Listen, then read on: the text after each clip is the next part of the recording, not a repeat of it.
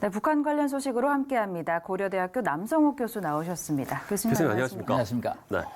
자, 북한이 지난달 29일 헌법을 개정했습니다. 일단 핵심은 권력 강화로 보면 되겠습니까? 내용을 좀 일단 짚어주시죠. 지난 4월에 최고인민회의가 열리고 또 4개월 만에 최고인민회의를 두 번째 개최하기 때문에 상당히 이례적이죠. 물론 2012년, 14년에 두 차례 개최한 경험이 있습니다. 아마도 뭐 다양한 관측이 나왔지만 역시 이 헌법 개정이 할 수 있는 최고인민회의이기 때문에 김정은의 권력 강화와 관련이 있을 거라는 추측이 있었습니다. 역시 이런 예상은 뭐 결과적으로 맞았습니다. 일단 최고인민회라는 것이 상임위원장은 최용해라는 사람이 맡고 있습니다. 권력 2인자가 돼 있는 셈이죠. 네. 그런데 이제 김정은 국무위원장이 또 최고인민회 대위원이죠. 그러니까 어떻게 보면 김정은 국무위원장이 최용해 상임위원장의 밑에 있는 모순이 발생될 수가 있죠. 그래서 이번에 이제 분리를 했습니다. 국무위원장은 최고인민회 대의원으로 뽑지 않는다. 그냥 최고인민회의에서만 선출한다. 그래서 일단 분리를 해서 헌법상의 모순을 극복을 했고요.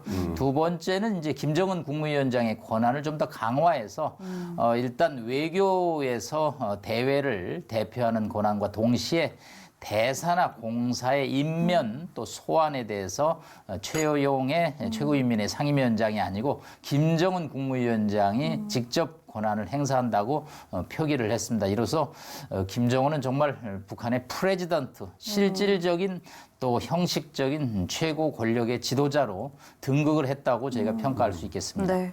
그런데 좀 기대했던 북미 대화 관련 메시지는 나오질 않았어요.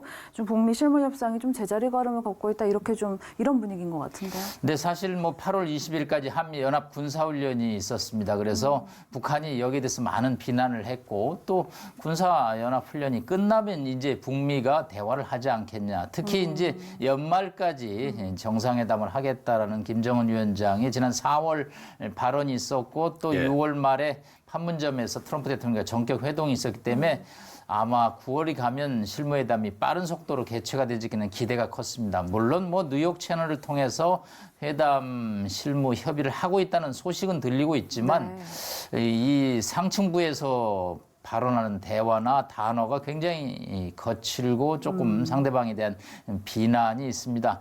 일단은 리용호하고 최선희가 이제 김정은의 입으로 대변인 역할을 하고 있는데 이 폼페이오 장관의 발언에 대해서 강력 반발을 했습니다. 폼페이오 장관은 이제 빨리 김정은 위원장이 실무팀들을 협상 테이블로 보내라. 그러면서 이제 이게 여의치 않으면 북한은 여전히 역대 최강의 대북 제재에 시달릴 수밖에 없다. 그러면서 이제 불량 행동이라는 단어를 쓴다. 루즈 비헤이버리라는 단어를 썼죠. 여기에 대해서 이제 북한이 또 발끈했습니다. 일단 리용호 외무상이 이제 이 트럼프 대통령의 신임을 받고 있는 폼페이오 장관에 대해서 독초라는 단어를 썼죠. 네, 그런 단어를 어떻게 찾아내는지 하여튼 뭐 단어를 세게 썼고요. 또 최선희 제1부상이 인내심이 다 소진되고 있다. 그래서 이런 식으로 하면 다시는 협상할 수 없다라고 이제 강력하게 비난을 하고 있습니다. 이 연말까지 무슨 정상회담의 틀을 잡으려면 뭐 이런 대화보다는 상대방에 대해서 지켜주는 어떤 발언이 나와야 되는데 아직도 이제 양측이 가닥을 못 잡는 이유는 역시 근본적인 이유입니다. 근본적인 이유는 지난 2월 말에 하노이 회담에서 대북 제재 해제하고 북한의 비핵화를 어떻게 교환할 것이냐. 그 교환의 물건과 가격이 확정이 안 되고 그리고 헤어졌죠. 여전히 이제 그 문제가 사실은 핵심이죠. 큰 문제에 대해서 가닥을 잡지 않으면 뭐 협상을 책임진 당사자들은 역시 상대방의 항복을 하라고 할 수밖에 없고 이러는 와중에서 발언이 에스컬레이터가 되고 또 이래서 상대방의 화를 일으키는 발언들이 지금 오가는 실정인데 아직 언제 될 것이라고 예측을 하기는 상당히 지금 어려운 좀 안개 속이라고 볼 수 있겠습니다. 그러게요. 뭐 유엔청에도 뭐 리용호 외무상이 안 가는 것 같더라고요. 네, 뭐 당초 뭐 김정은 위원장이 간다 그러다가 또 이용호 외무상이 간다. 그러다가 이제는 뭐 안 간다. 뭐 이렇게까지 얘기를 하고 있어서 결국은 이제 북미 간의 대화 채널이 열려 있고 미국과 할 얘기가 있으면 가겠죠. 가서 이제 뉴욕 뭐 커피집에서 만나서 뭐 얘기를 할 텐데 지금 이제 대화가 안 풀리니까 가서 발언해본들 네. 그거는 뭐 유엔 주재 북한 대사가 하면 되는 일이거든요. 그래서 현재 역시 안 풀리는 형국을 대변하고 있다고 볼 수 있겠습니다. 그렇겠네요. 뭐 이렇게 실무자들은 북한에 대해서 좀 불편한 심기를 드러내고 있는데 이 트럼프 대통령만은 좀 예외인 것 같습니다. 네, 트럼프 대통령은 절대 아직은 김정은 위원장이나 북한을 비난하지 않죠. 오히려 지난주에는 뭐 북한의 또 철도 연결을 가지고 아주 대담하고 상당한 시장이다.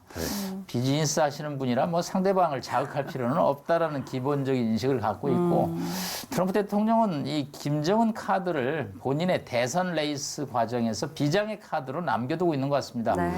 그 트럼프 대통령은 본인이 재선이 어려워진다면 뭐 지옥에라도 지금 갈 심산이기 때문에 문제가 안 풀린다면 이 카드를 한번 쓴다. 그러나 뭐 현재 미국 내에서 트럼프 대통령의 대선 레이스가 뭐 크게 위협을 받지 않고 있기 때문에 네. 원론적인 입장, 특히 뭐 김정은 위원장의 이제 양보를 고집하는 총론적인 그러면서 늘 관계 좋다라는 그리고 늘 지켜보자는 뭐 트레이드 발언이죠. 뭐 우리한테도 맨날 지켜보자고 그러고 북한한테도 지켜보자고 그러는데 그렇죠. 뭐 트럼프 대통령의 발언 갖고 대북 관계를 예측하기는 어렵고요.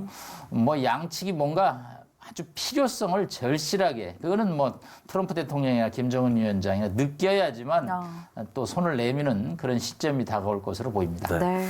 저희도 뭐 계속해서 이야기를 하고 있고 앞서서도 뭐 어쨌든 이 실무 협상이 지금 뭐 지지부진하다 이런 얘기들을 계속하고 있는데 네. 그럼에도 불구하고 뭐 전망을 해볼 수밖에 없을 것 같습니다. 도대체 실무 협상이 좀 어떻게 재개가 될까요? 단기에 문제가 확 풀리지는 않을 것으로 보입니다. 왜냐하면 사실은 상층부에서 비난을 하지만 또 실무 레벨에서는 타진은 해보거든요. 타진을 해보려면 이제 실무 협상이 안 는다면 이제 언론에서 보도가 나오고 그러면 이제 성과가 나야 되죠. 그런데 하노이 회담에 그 협상안을 갖고 나와서 서로 만난다면 뭐 언론의 이제 기대가 실망으로 바뀌면 이제 양측에 대해서 양비론이 나오고 그러면 이제 이 협상 자체에 대한 회의론이 확산되기 때문에 네. 섣불리 지금 이제 협상 테이블에 앉는 그런 수순을 밟고 있지 못하고 있는 거죠. 스티브 비건 뭐 대표가 서울에 왔지만 역시 어떤 합의점도 발견하지 못하고 있고 또 최근 들어서는 아마 뉴욕 대사관 채널을 통해서 물밑 접촉은 하고 있는데 뭐 최고의 층에 재가가 없는 유연한 협상안을 실무자들이 낼 수는 없기 때문에 아마 11월에 미국 생스기빙 데이를 지나면 이제 미국 대선 레이스가 본격화되는데 그런 시점에 대해서 뭔가 변화 양상이 조금 한번 전망해 볼까. 그 변화라는 게 꼭 긍정적이다, 부정적이다 볼 수는 없고 네. 양측이 지금 다급함을 느껴야 되는데 김정은 위원장 입장에서는 이제 북경 방문을 오히려 지금 검토하고 있다는 뉴스가 나오고 있습니다. 왕이 중국의 외교부 부장이 평양을 방문해서 뭐 김정은 위원장과 회담을 하는 것은 김정은의 중국 방문이 예정돼 있는 것이 아니냐. 즉 김정은 위원장 입장에서는 이제 워싱턴보다는 나는 북경하고 가깝게 지내겠다. 그러면 뭐 내가 급한 게 없겠다. 중국으로부터 식량 80만 톤이 온다고 하지 않았느냐. 뭐 이렇게 상당히 여유 있고 또 협상에 대해서 조급해하지 않는다는 입장이고 뭐 트럼프 대통령도 지금 김정은 위원장을 뭐 구태여 만나서 성과가 없는 회담을 했다가는 본인이 또 책임론이 올 수 있기 때문에 관리하고 있고 트위터나 가끔씩 한번 날려주면 뭐 본인 입장에서 손해나지 않는다라는 계산을 하고 있는 것으로 보입니다. 그렇군요. 그런가 하면 이 미국의 북한 전문 매체 38로스는 이 북한이 핵무기용 우라늄을 계속 생산하고 있는 것으로 추정된다 이렇게 이야기를 했어요. 북한의 무기 개발은 좀 계속되는 걸까요? 네, 뭐 가장 걱정스러운 점이 사실 그거죠. 뭐 방사포라든가 뭐 8번의 미사일 뭐 여러 가지 시험이 있었는데 군사 기술은 실험을 해야 됩니다. 실험을 안 한다는 것은 군사 기술을 개발하지 않고 있다는 거죠. 그런데 북한이 8차례 실험을 하고 있다는 것은 북한이 국방에 전력을 쏟고 있다는 거죠. 물론 북한의 헌법 개정 전문에서도 북한을 군사 강국으로 만들겠다고 김정은 위원장이 선언을 했죠. 38로스에 이제 찍은 사진에 따르면 영변에서의 특별한 핵 활동은 없지만 평산 북한의 핵 개발의 5대 성지 중에 하나인 평산에서는 우라늄 농축 활동이 이루어지고 있고 또 잠수함 개발이 이루어지고 있다라고 그래서 북한 입장에서는 뭐 제재에 시달리고 협상 국면에서 물밑 싸움을 하지만 군사력 강화에 대해서는 멈추지 않겠다는 지금 입장을 보이고 있습니다. 예. 지소미아 이야기도 좀 해보겠습니다. 네. 앞서서 이제 지소미아 이 협정 종료를 우리가 얘기를 했을 때 미국에서도 이례적으로 상당히 좀 부정적인 반응을 보였었는데 지금 일단 국제사회 좀 분위기가 좀 어떻습니까? 네, 일단 지소미아는 한일 군사정보보호협정이라는 영어 단어의 이제 약자만을 합친 거죠. 네. 한일 간의 군사정보를 2급 비밀 이내에서 이제 이렇게 교류한다라는 뭐 그런 얘기죠. 일단은 이제 한국이 일본의 대북 수출 통제 조치에 대한 반대 대응 조치로 연장하지 않기로 결정을 한 거죠. 2016년 9월에 시작을 해서 11월 11일에 되면 이게 이제 자동 종료되는데 이걸 연장하지 않겠다라는 거죠. 일단은 이제 우리 입장에서는 일본의 경제 조치에 대해서 안보로 대응을 했는데 한미 동맹의 핵심 축인 이 지소미아가 어느 정도 미국에 대해서 부정적인 입장이 나오고 있지 않느냐.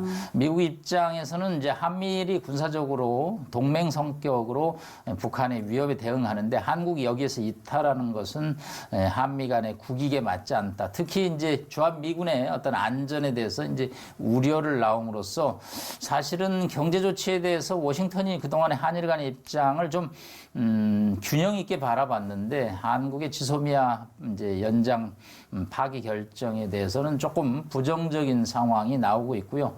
여기에 또 이제 한미 간의 방위비 협상, 미국에서 이제 현재 한 1조 3천억 가량의 방위비를 5조 수준으로 인상할 거라는 또 우려가 있었는데 네. 여기에 대해서 이제 한국이 또 조속한 주한미군 기지 반환을 요청함으로써 역대 아마 최악의 한미 관계가 지금 흐름이 오고 있지 않나 하고 상당히 우려를 하고 있습니다. 네. 이 파기 결정에 대해서 가장 환영한 국가는 역시 북한입니다.